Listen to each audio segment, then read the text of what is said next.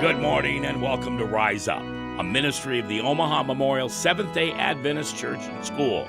Now, here's your teacher and pastor, Delmar Austin. Rise up, O men. Good morning and welcome to Rise Up today. Today we're continuing with a discussion about Christians and racism. Last week we were talking with Loreta Johnson right here from Omaha, and she told us a little bit about her experience growing up in South Africa. And she is back with us again today. Good morning, Loreta. Good morning, Pastor Austin. We're very happy that you're with us again today to talk a little bit more about your story. I want to go back to that again.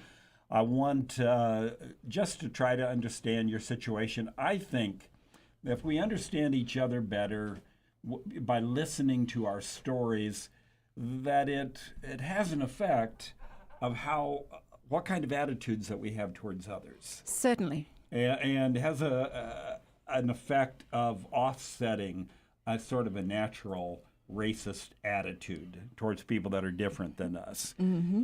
So I'm just want to go over some of the kind of the basics about your country that you came from.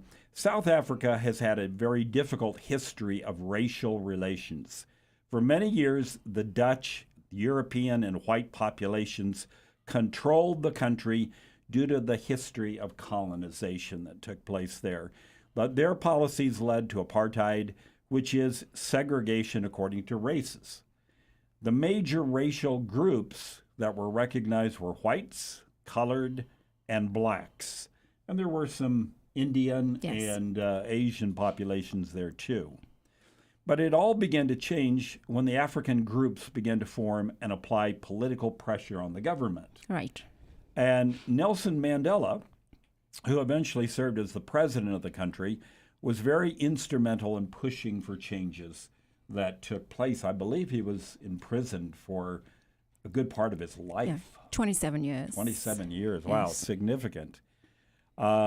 Today, South Africa bans racism and has a commitment to equality. Mm-hmm. That's what the official literature says. So at least they're moving in the right direction. They have a vision for what they want to be. You know, this story has interested me because of a big changeover that took place in that country. Mm-hmm. I'd like you again today to kind of reflect about your experience growing up in South Africa. How did it affect you on a kind of a personal level as all these changes were taking place, and just kind of what insights that you gained from that experience? So one of the things we did not get to talk about the last time we met was something called the tricameral parliament or government that was formed in, I believe it was 1984. I was in high school at the time when it happened. And it came across as a very hypocritical act by the government, even though they thought that by allowing coloreds, Indians, and of course the ongoing whites to vote, that is what formed the tricameral parliament. You've got three groups that are now able to vote, but still your vast majority of Native Africans were not allowed to vote. And it's amazing how, as we get older and learn a little bit more, because we're now interested in where we come from, versus when you're a teenager, you're not really that interested in where you necessarily come from, because you're just focused on your own life as it goes. But I remember a few years ago reading an article on my Uncle Gordon. He was involved in the movement to bring down the apartheid regime, and he was a member of the African National Congress, the ANC. Mm-hmm. And years ago, an article was written about him by a British author. And I came across this online, and he said something in there that brought me to tears, because it never crossed my mind when I was younger, living in South Africa. So it was now when I was older, and I guess it resonated more now that I'm a mother, you know. And so the history of my family is we're classified as colored by the government because of our ancestors and looking at our grandparents and so forth. So my great-grandfather was a white man that came from Ireland. He married a Zulu woman. And so his children were considered colored. And so my Uncle Gordon was considered colored, but his mother was Zulu. My grandmother was Zulu. So Gordon, your uncle, as a colored person in South Africa, he's got some rights that blacks don't have in the country. Like you did too. Yes. Yeah. And one of the things he said in the article was what really hit him was when he realized that he, as a colored child, a colored man, a colored boy, could vote, but his own mother, who gave birth to him, could not vote. Wow. Wow. And I sat there reading those words, and I remember I was in my bedroom in one of our chairs, just sitting, and the tears just started because my grandmother raised me for about 9 years. And so that would have meant the same for me, that when I turned 18, I could vote, but my grandmother, who's been taking care of me, could not vote. And so that was the hypocrisy of this tricameral parliament or government that they tried to introduce to sort of appease part of the population. And did that last very long then, or? Well, a lot of people realized what was happening through this. So how it ended up sort of not lasting long was it caused people to take on the fight, even more people to take on the fight against apartheid. And you had more coloreds and more Indians involved in it. And so it eventually would lead to negotiations between Nelson Mandela and the president at the time, de Klerk, which would eventually lead to bringing down apartheid and the laws there. But that really, really broke my heart when I read that, and I don't know if it would have resonated much if I'd heard those words from him when I was younger versus when I was older reading, and so I've been learning a lot as an adult, you know, about some things that happened back then that I was not aware of growing up as a child. Yeah. That's interesting to be able to see it on that level, to see family members who are disenfranchised. Yes. And to recognize that, you know, there's something wrong in the system itself, that it's, you know, it's unequal, it's unfair. And to actually have apartheid in the family, not just in the country, you're experiencing it in the family, as a family, you know.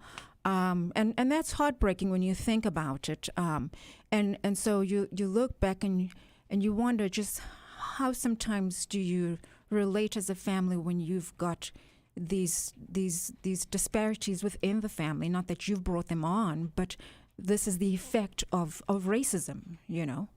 Let me ask you on a personal level too. It's hard to tell, you know, what's all happening all around you. You live in your life, which is fairly narrow sometimes. But did it affect relationships that you had with other people when all this was happening? Did you lose friends? Did you gain some friends? Did you feel treated differently anywhere along the line? I didn't lose friends, but I definitely felt treated differently. You know, I remember one incident. I used to go to, it was called the Y, and they offered gymnastic classes there. And it wasn't segregated as far as those of us who came for lessons. There were some Indians there and myself, and there were some white girls. But those of us who weren't white were definitely treated differently. You know, and sometimes things were said about us because of the color of our skin. Right. And when you hear it said about something you didn't choose and you cannot control, and you don't want to change it, you know, I love the color of my skin, you know, it does hurt, and it makes you feel less than, just as a human being in general. Yes. When you think about South Africa today, do you think that they have progressed a ways? Do you think the racial tension is less in the country than it used to be? I believe the racial tension is definitely less. You see a lot more integration. You see a lot more friendship being developed across color lines. You see a lot more interracial relationships and marriages and so forth. But I think as it goes globally, that with race, you may remove the legislative aspects of racism, but sometimes that racism is still within the hearts and minds of us. Yeah. You know, the sinners that we are, with the prejudices that we have. Yes. Because racism is a universal Yes. problem. Yes. It's not just, of course, limited to South Africa or this country or that country. You know, if you read any and you read about what goes on in the world, racism is a big problem. Yeah. It still has quite a profound effect today. Yeah. We are going to take a short break, and then we are going to come back again, and we're going to talk more with Loreta about her experiences and about the issues of racism.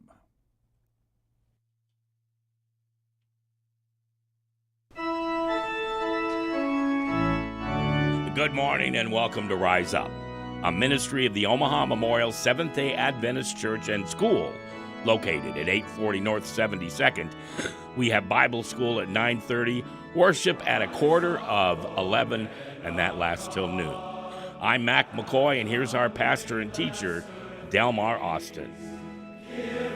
And welcome back to Rise Up this morning. We're talking about Christians and racism, something that is really universal in this world, something that we all have to deal with on one level or another. Loreta Johnson's been telling us a little bit about her experience in South Africa. What kind of effect do you think that had upon your life as a Christian? You're growing up and you have all these Christian values, and yet you're growing up in a difficult situation where there's a lot of racial tension in the country. So something interesting happened when I became Adventist, because I was born and raised Catholic. I was in my first year of college when I had my first Bible study, which was amazing. But anyway, I started attending church, the Adventist church, and I was living with my dad and my stepmom at the time. And my dad claimed to be an atheist. Okay. My mom at the time my stepmom was Anglican. And so we would go and Catholic. So I went to the Catholic church before I started taking Bible studies. So, but when I started embracing the Adventist truth, I started going to the Adventist church on Sabbath, which is the seventh day, Saturday. Okay. So one Sunday I'm sleeping in because I went to church the day before. And my atheist father comes in, he wakes me up, and he tells me to go to church. Of course, this was funny. Your so-called atheist father's waking you up and telling you to go to church. I assume this was pretty unusual. This is Very. not what usually happens. Yes, he never told me to go to church. We never talked about God. But the irony of it was, as atheist as he claimed himself to be, on Sundays he would watch sermons on TV and tell you, oh, that was a good sermon, and walk around the house singing Rock of Ages. So, I don't know about the atheism. But anyway, I rolled over. I told him, I went to church yesterday, so I'm not going today. So he said, no, I know you went to that church yesterday. You need to go to the Catholic church today. I thought this was really strange. So I just went back to sleep. Well, Pastor, when I woke up that morning, Okay. my stepmother and my father had a meeting with me. The first family meeting they've ever had about me. Uh-huh. I wasn't doing drugs. I wasn't into a life of crime. I was going to church, and they wanted to talk about me going to this church, and they were concerned about me going to this new church that I had found. Okay. Well, long story short, during this conversation, and of course I'm doing more listening than anything because I'm just in awe from what I'm hearing from both my stepmother and my dad. I found out that my stepmother used to be an Adventist. Okay. When she was a teenager. Okay. For 3 years. She and her older brother. And then I found out that my dad wanted to become a minister when he was younger. Oh, really? Yes. The so-called atheist father of mine. And the disappointment maybe led to some of his disavowal of Christian thinking. Well, what he shared with me, now what I knew about my father with regards to what was going on in the country. So, for example, when TV would end, back in those days when 12 o'clock TV would go off and it wasn't 24/7. Right. When TV would end, they would play the national anthem on TV. And at that time, it wasn't our current anthem we have in South Africa, which is a combination of the ANC's anthem and the previous South African national anthem we have. It was what was called the white man's anthem in English and in Afrikaans. Okay. And as soon as it would start playing, I noticed he'd go turn the TV off. He did not want to hear it. So there wasn't a lot of discussion in the house about what was going on, because then also I was really small at the time. But I do remember him not wanting to hear that anthem, you know. And so during this conversation, back to this meeting we had on Sunday about me being in this Adventist church, he shared with me how when he was younger, he wanted to become a minister. Growing up on the farm, he would take his Bible and would go up into the quiet hills and sit and just read. But where things sort of became a problem for him was he noticed that the white minister would come and preach to all the black people there that lived there and the colored people, but he never stayed to mingle with them. So he preached and then he left. And that, of course, the black people were not allowed to attend the white church, but they were good enough to go and clean it, And so when he saw those disparities, that's made him question, is there a God? Yes. And if there is a God, why does he allow all of this, Is Christianity really, do they live according to their beliefs? Right, Yes. right.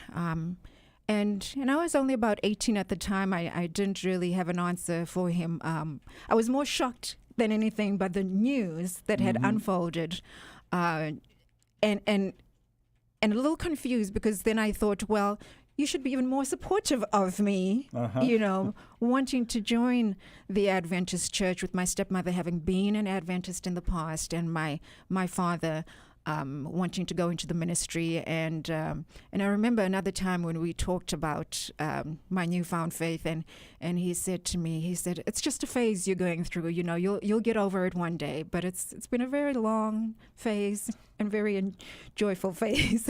And maybe they were concerned that it was too much of a white man's church, and not really something that where people of all races and groups could feel a part of. Right.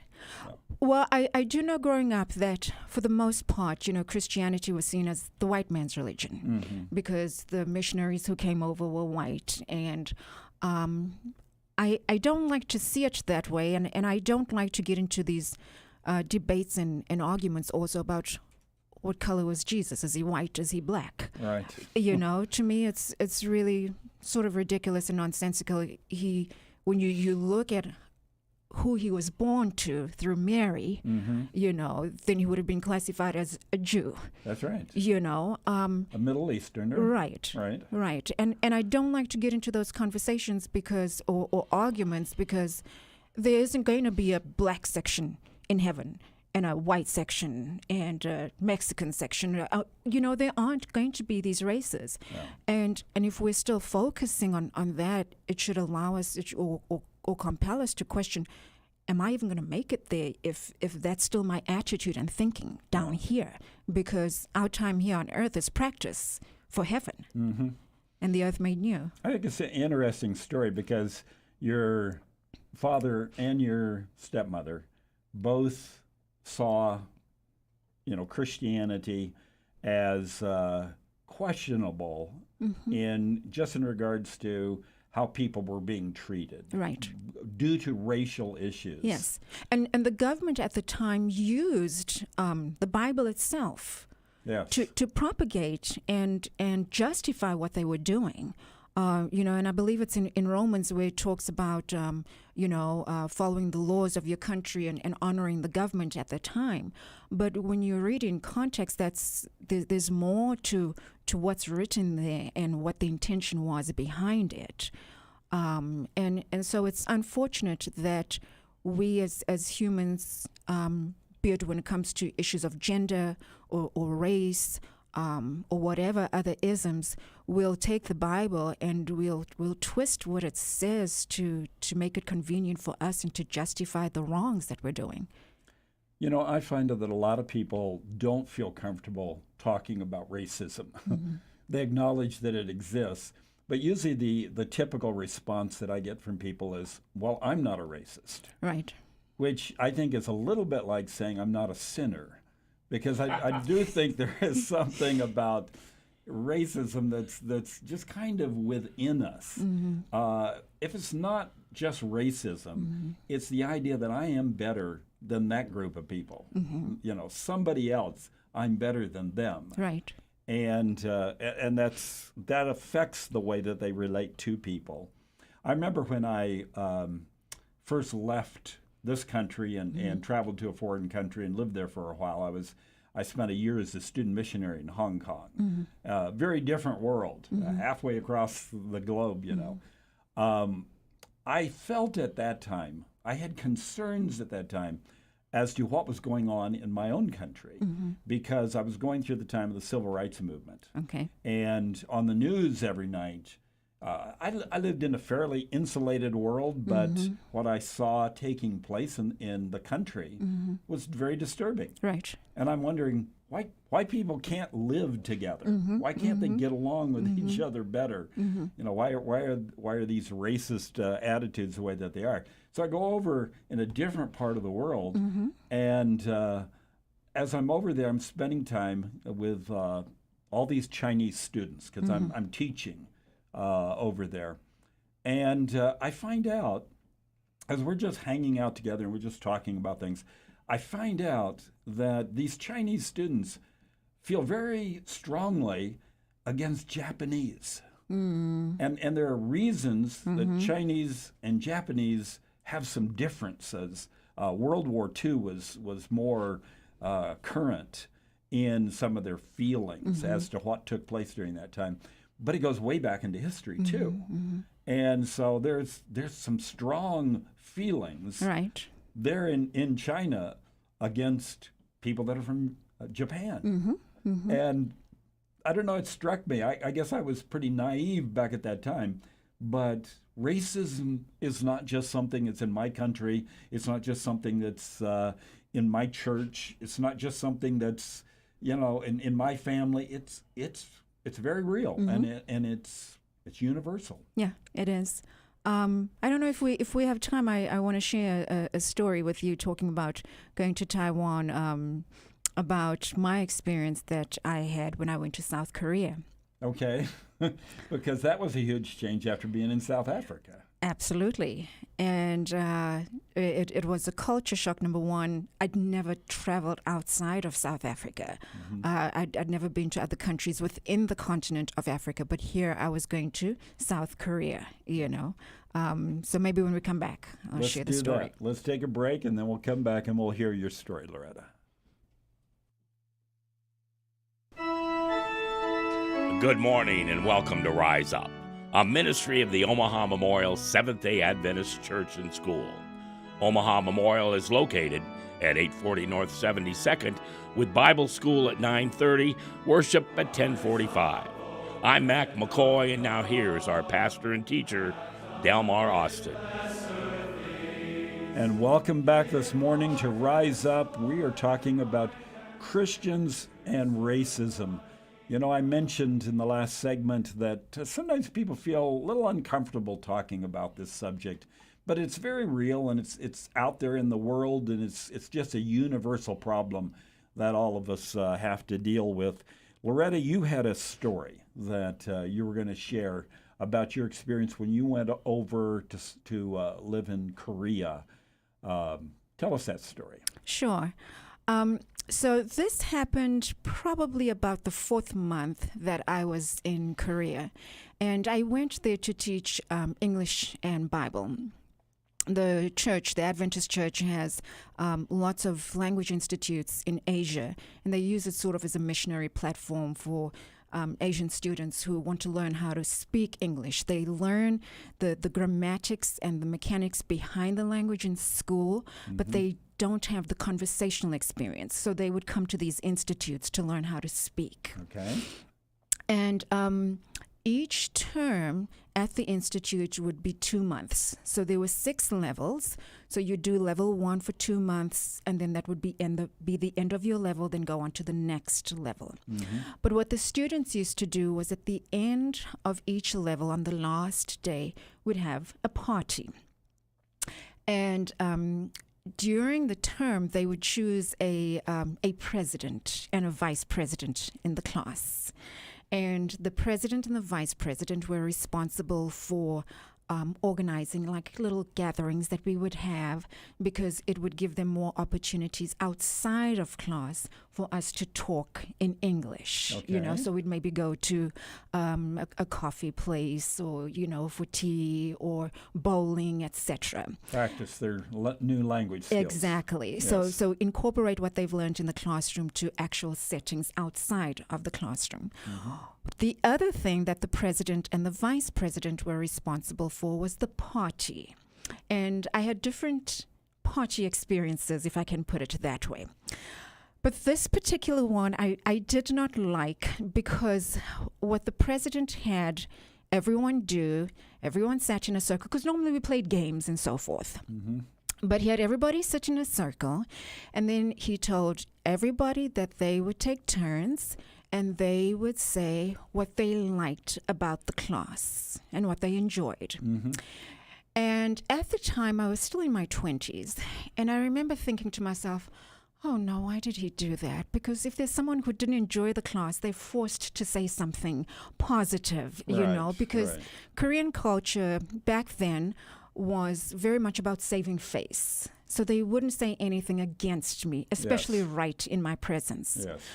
But this one particular student, when it came to his turn, I was very unprepared for what was to come. His honesty was amazing. And I thank God for the response that the Lord gave me to what I heard. But anyway, so this guy said when he walked into my class, he was disappointed on the first day. He walks into my class, he sees me, and he's disappointed. And so he sat through that first lesson, and he had decided... and let me break in there. The only thing on the first day of going to a class, he could see the color of your skin. Yes. Yes. So he sat through that first lesson, and during that lesson he was thinking of, because he could get a refund if he withdrew from the class within a certain time period. So those were his first thoughts as he's sitting there. And so after the lesson, he went downstairs. He was going to withdraw, but something made him change his mind. And so he came back the next day, and the next day, and the next day, until the very last day. And now he's being very honest and open and raw, and telling me about what he thought of me when he first walked in, and how disappointed he was. I found out in South Korea, not even in South Africa, okay, in South Korea, I had 3 strikes going against me. 1, the obvious one, was that I was black. Okay. 2, that I was a woman. And 3, that I was from South Africa. Okay. Because most of the teachers in South Korea, when I was there in 94, most of them were from the States. We did come from many different backgrounds. As long as English was your first language, you were welcome to come and teach. So there were people from the Dominican Republic, from England, from Australia, New Zealand. It was such an awesome melting pot.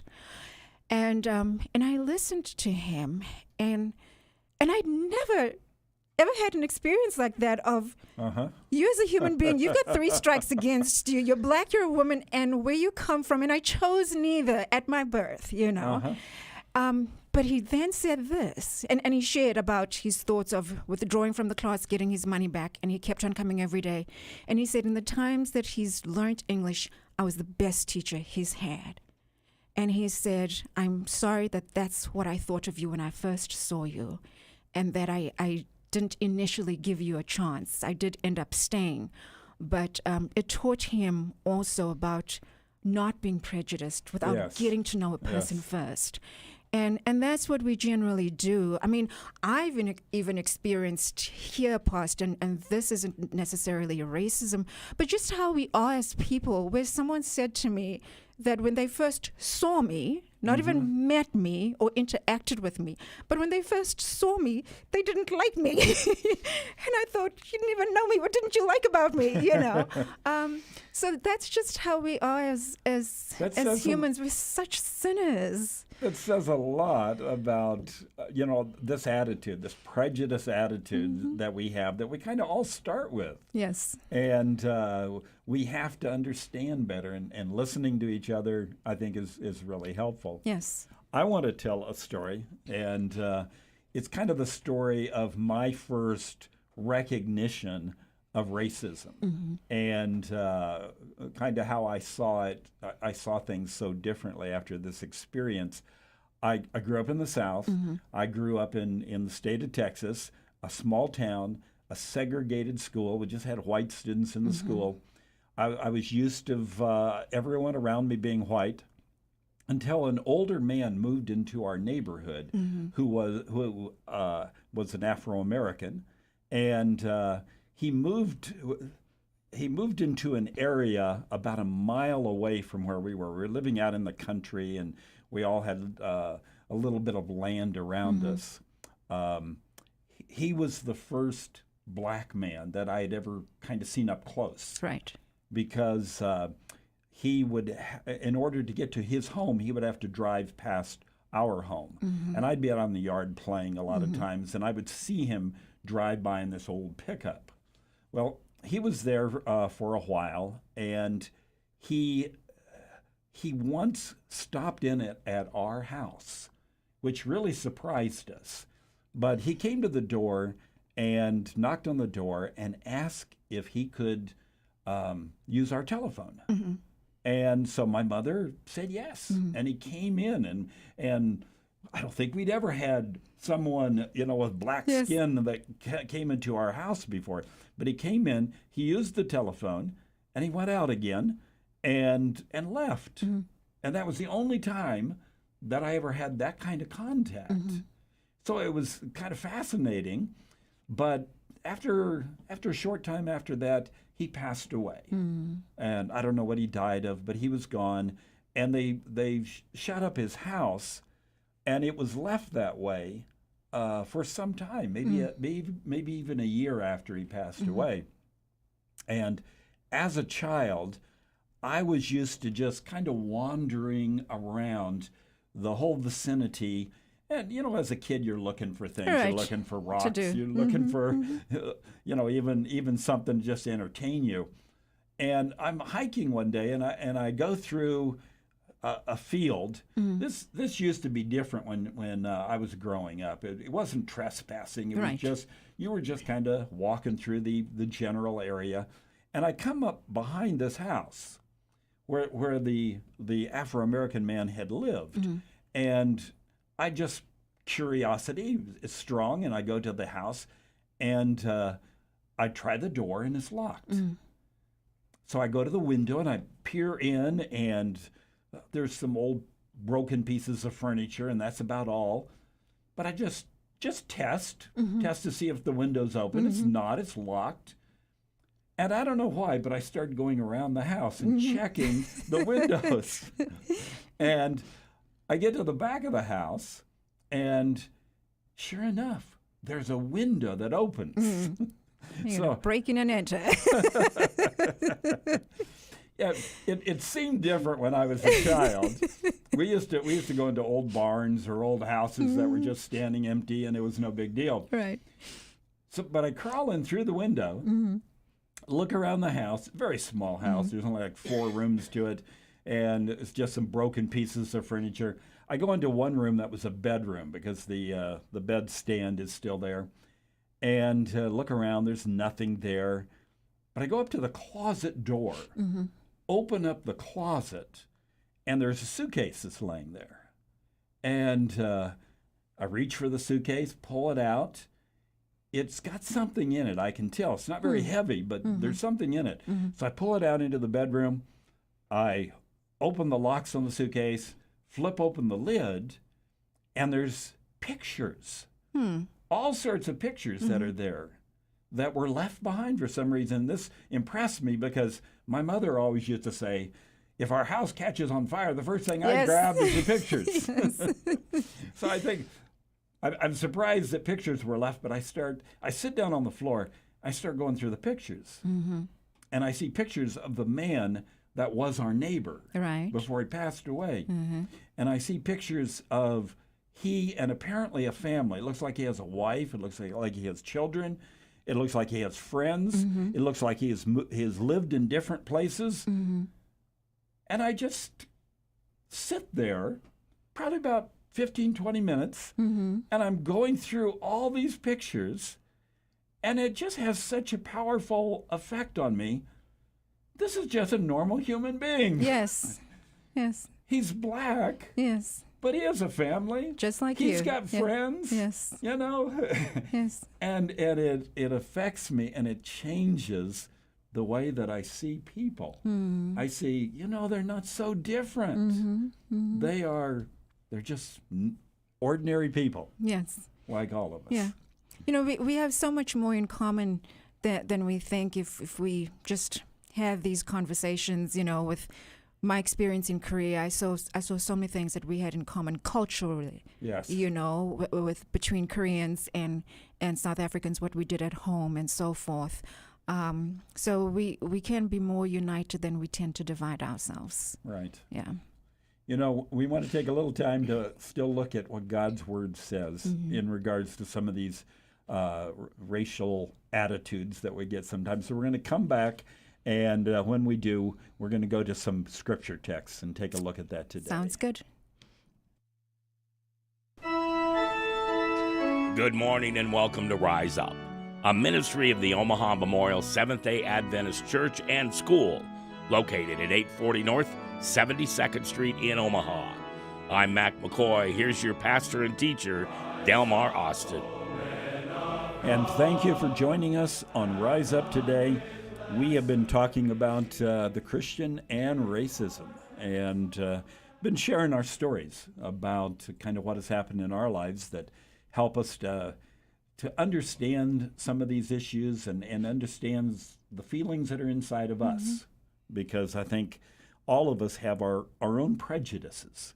And when we get to know people, we have a different way of relating to them. Yes. I think that is something that is healthy in regards to attitudes of superiority over others. We want to go into Scripture and just briefly look at some things. Isaiah chapter 56 is very interesting because it talks about God's plan for all peoples, uniting people together. Israel's called by God, and they are God's people. And God has a work for them to do, but one of the byproducts of being called by God is they begin to feel superior, more superior than other people. And again, it's what happens that all of us have to deal with. But they begin to feel this way, and so God has to remind them that I've got a bigger plan, not just for you, but for this whole world. Yes. And so Isaiah 56, the prophet Isaiah is talking about the time of restoration, when all things are going to be restored again. The house of God that has been destroyed is going to be rebuilt. And here's what Isaiah says. Also the sons of the foreigner who joins themselves to the Lord to serve him and to love the name of the Lord, to be his servants, everyone who keeps from defiling the Sabbath and holds fast my covenant, that's God speaking, even them I will bring to my holy mountain and make them joyful in my house of prayer. For my house shall be called a house of prayer for all nations. Even them, even the foreigner, even the people that you feel superior to. Right. I want them to come and be with you. I want them all to be, I want all of you to be united together. And I think that's such a powerful statement in the Old Testament. It's one of the strongest statements, I believe, that's made that reminds Israel, because Old Testament is mainly about what Israel is doing and how God is leading them, but reminds them to not feel superior over other people, but to recognize that God has this big plan for all people. But that superiority that they felt actually led to sins that took them away, separated them, from God. They knew they were a chosen nation. And so they knew that they were special to God.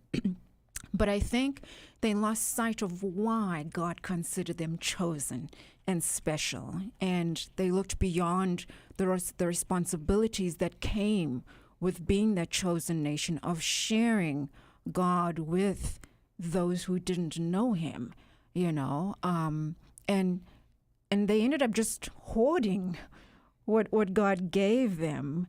And because I've been reading, I'm in Ezekiel, and I had just finished reading Jeremiah and Lamentations, and you read about the idolatry that they ended up turning towards, and God is so disappointed, upset, thinking of the reason why he had chosen them and the purpose that they had, and they fell away from that, And so sometimes we see ourselves as superior, and we forget to be humble through all of this because God has chosen us. Yes. Yeah. Which should be a lesson for the church, too.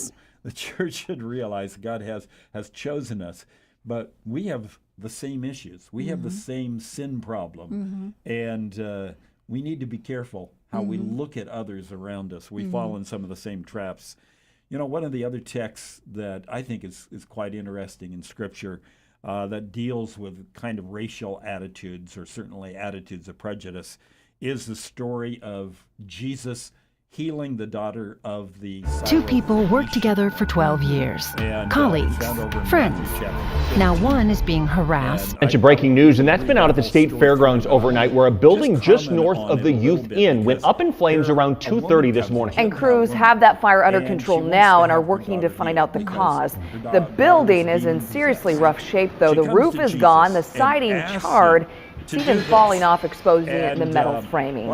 So we'll keep an eye on that for you throughout the morning. Stay tuned to KCCI.com and the KCCI. We don't want her around. We don't want her continuing to bother us. Because that's what the Pharisees would do, tell them to go away. And Jesus, when she comes to him, she says, "Lord, help me." And he says to her, "It is not good to take the children's bread and throw it to the little dogs." Now that seems really offensive. Right, right. And it has always caught my attention when I'm reading through the Gospels and I read that story. What's happening here in this story? What is Jesus trying to do? Right. Any ideas on that? As Jesus says something that is something that could be interpreted. I mean, the woman could have just been so offended and walked away and said no more. Well, it definitely does come across as being offensive with what he says, possibly being offensive. But you also learn that the woman recognizes him not just as Lord, but calls him Son of David. Yes. And so in the commentary, I believe it says that she recognized him as the Messiah. And so you have to read the story in its entire context and continue with it, and not just focus on his response, because I also think he was testing her, because then she says that she'll basically even take the crumbs. Yes. And her faith was such that, Lord, the little that you give me is good enough for me, and I'll take even that. And Jesus even says, "Great is your faith." Yes. Because you've shown such faith. Right. But here is a situation that his words seem offensive and rude. I can't help but think that Jesus is trying to teach a lesson here. Oh, yes. In the way that he does it, in the things that he says. Yeah, this woman has come to his disciples. Right. His disciples are working with him in ministry. They are trying to learn how to share the love of God. Right. And they say, go away. Master, make her go away. We don't want to deal with her. And he's also trying to teach the disciples about their prejudices. Yes. You know, and how that is not going to work in the ministry that he's called them to. Yes. And for the plan that he has for the whole world. And the same applies, like you said, the same applies to our church as well. You know, we've got to be all inclusive, and it can't just be on paper. It's got to start in the heart, and that's where our sin problem is at the heart. He says that he's come for the lost house of Israel, but he is going to tell them to go to all the world, right? Which includes everyone around the world, and it's just amazing. This story can't help but capture your attention as you're reading through the Gospels. Jesus is making a point about our natural feelings of prejudice towards others. And it's interesting when you mentioned that he says he's come to the lost house of Israel. Can you imagine how Israel might have felt? You're calling us lost? Yes. You know, and apply that to the church. We might be sitting in church ourselves, and there we are lost. Right. You know, and this is who Jesus has come for. And here we're so busy thinking of the others who are not of our race or creed. They are lost. Yes. You know, and we don't see that we are the ones that are absolutely lost. We've been telling some stories here. I got one more story. This is from Mark Twain. Mark Twain writes out this story in one of his books.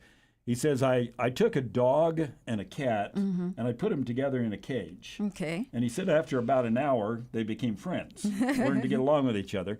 And then I added a rabbit, and then a fox, and a goose, and he goes through a list of different animals that he adds, and he says they all learn to get along with each other, and then he decides, okay, now I'm going to take an Irish Catholic and put him in the cage, and then a Scottish Presbyterian, a Turk from Constantinople, a Methodist from Arkansas, a Buddhist from China, and he just goes on down the list again. And he says, and I put them all together in that cage, and then I leave for an hour, and I come back, and they've all killed each other. Which is his humorous story about how even animals can learn better than human beings because of our tendency towards racial attitudes like that. I think part of the problem, Pastor, is we tend to think that where we are, what we have, and granted, there are things that are ours that we possess that belong to us, but we sometimes tend to think, this city is mine, this country is mine, this world is mine. This does not belong to us. This is God's world. And, you know, we sometimes, with people being racist, saying, go back to where you came from, or you don't belong here, and so forth. And it's like, no one has the right to say that, you know, because this is not, I don't own this world. This is God. This is my world. Father's world. And with it being my Father's world, I, regardless of the color of my skin, am entitled to be here. It doesn't matter what country, you know, I'm entitled because it's our Father's world. Amen. And if we just saw things a little differently, thinking that we own this place when we don't, you know. I think the Bible tries to help us see our prejudice viewpoint and helps us to see that God has a much bigger plan than all of that. Yeah. Hey, I just want to take a little time yet this morning to invite you to come to our worship service at Omaha Memorial Adventist Church every Saturday morning at 840 North 72nd Street. We are also on Facebook and YouTube, and we'd love to have you come and worship with us. 11 o'clock is our time for our worship service. And if you have been listening and you're interested in Bible studies and understanding the Bible better, I would like to encourage you to look up VOP syndicated.com, and they will provide some Bible study lessons for you. You can study online. You can get studies by mail, however you'd like to learn. But, boy, we need God's Word to help us make good choices in a pretty confusing world that's out there. There are real issues, and we need to keep coming back to God's Word. Thank you for joining us together on Rise Up. Thank you for listening to Rise Up this morning, a ministry of the Omaha Memorial Seventh-day Adventist Church and School. For KCRO